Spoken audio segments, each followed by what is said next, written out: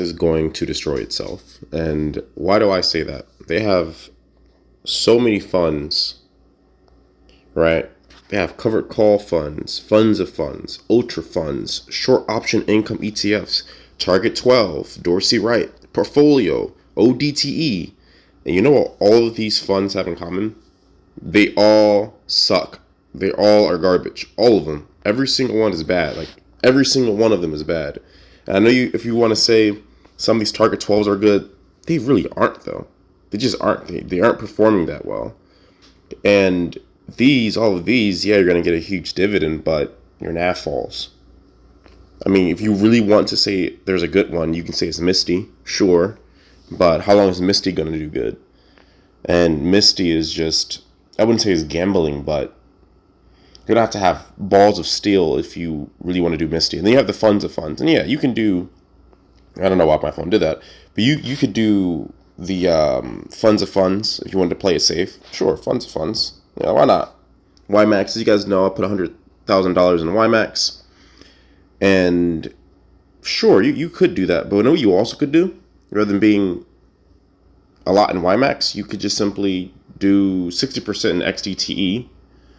60% XDTE. You can do RDTE about 16%, and you can do 5% of the curves, and that's also having Tesla in there.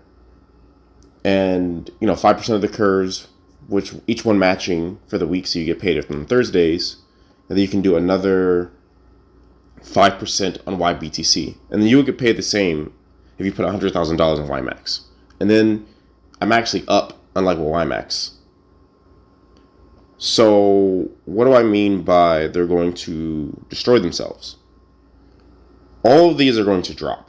All of them. All of them are going to drop close to zero, damn near zero. And we all know Ulti is just Ulti's at $8. So let's all talk about that. Or Murney's garbage.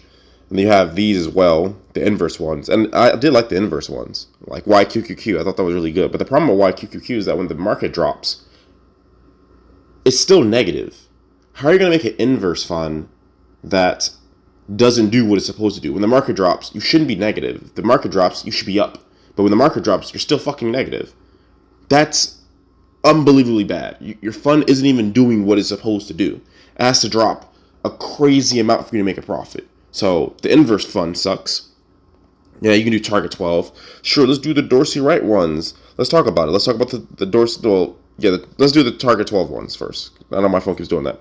You can do Biggie, the semiconductors. Why would you do Biggie when you can do XDTE? XDTE is not only more stable, but it pays more. Why would you do Biggie? Why would you do it? Semiconductors. Cool, let's do semiconductors. That's trash too. And it underperforms any other semiconductor so much so that you might as well just get a BDC, like PFLT, and then just invest in the semiconductor yourself. Well, why? And then I know people want to say, oh, well, the Dorsey Wright ones, it holds the funds. Yeah, let's do that, guys. Dorsey Wright.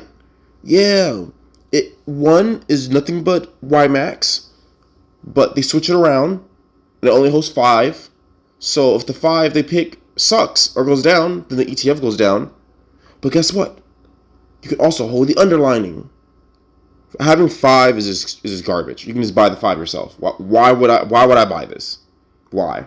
For a high dividend? Also pays the same and does better? XDTE.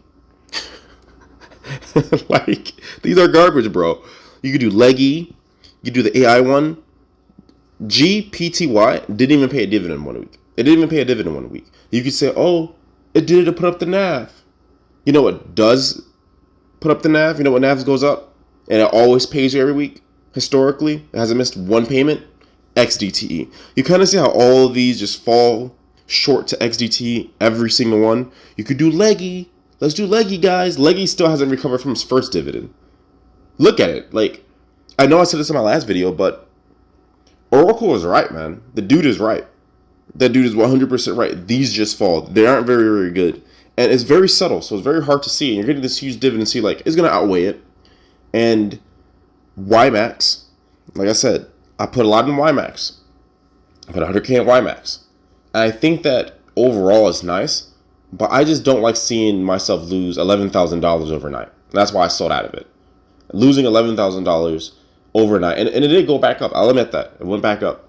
But it's seeing myself lose $11,000 overnight on a Sunday, because it's 24-hour trading, I was not feeling it. I just wasn't feeling it. And then they're all 24/7, so you can lose your money anytime. At least when the market's closed and it's the weekend, you can enjoy your weekend, right? You can do whatever you want to do. But if the market is 24/7, you always have to pay attention to it. I don't like that. I don't like that.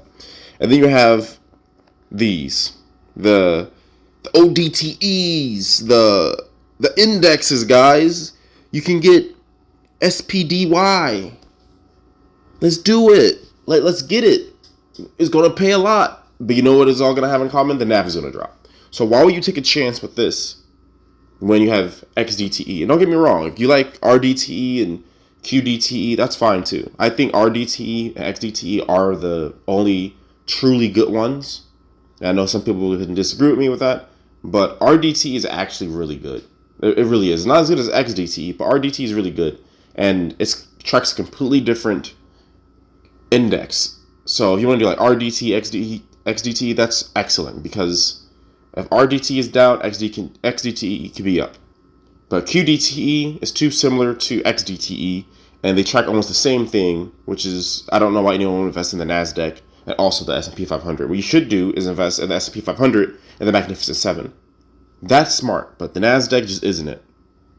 Now, the final thing I want to say is that all these funds, and eventually is going to catch up with Yieldmax. Eventually is going to catch up with Yieldmax. Mark my words. People are going to sell out of all this shit. And they're going to sell out of all of it because it all sucks. And I understand what Yieldmax is doing. They're trying to make as many as possible, to make as many people invest in it as possible. And I was caught up in it. I'm pretty sure a lot of you guys are caught up in it if you guys are watching this video at all.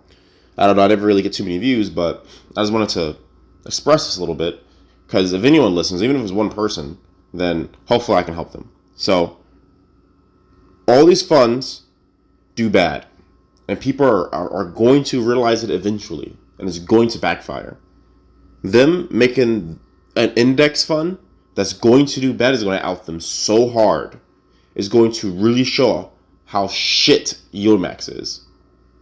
And I personally like Yieldmax. I personally like Yieldmax. I like Yieldmax. But you can get the same result and be more diversified. Yieldmax does not pay a 50% distribution anymore. It just doesn't. And it just declines. And when they made it 24/7, that really screwed it for me personally.